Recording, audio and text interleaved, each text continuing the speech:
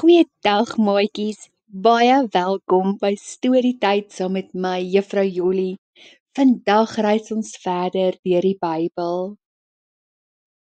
Maar julle weet al, voordat ons kan aangaan, moet ons eers ons oogies toemaak en bid. Maak gou toe julle oogies maatjies.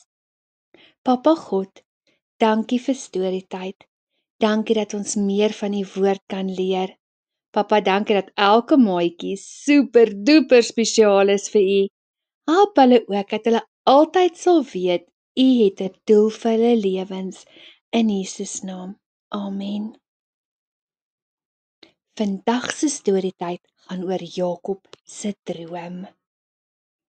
Die reis na oom Laban se huis was baie ver. Jakob was naderhand moeg gereis.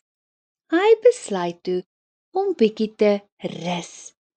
Hy gebruik toe sommer 'n klip vir 'n kussing en hy raak heerlik aan die slaap. Die reis na oom Laban se huis was baie ver. Jakob was naderhand moeg gereis. Jakob droom toe van 'n baie lang leer wat van die grond tot in die hemel gaan. Engele het op en af met die leer geklim.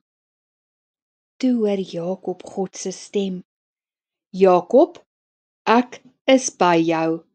Ek sal hierdie land eendag aan jou en jou familie gee. Toe Jakob die volgende oggend wakker word, sê hy, die Here is waarlik op hierdie plek.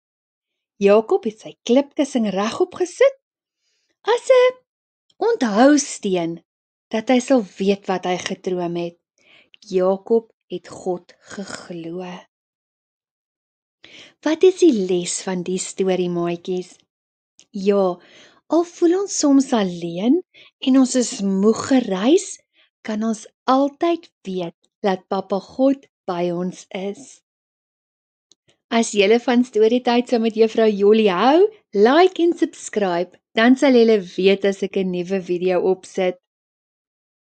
As julle van Storytyd saam met Juffrou Jolly hou, like. Baie Jesus liefde maatjies, tot volgende week, dan reis ons verder deur Papa God se woord.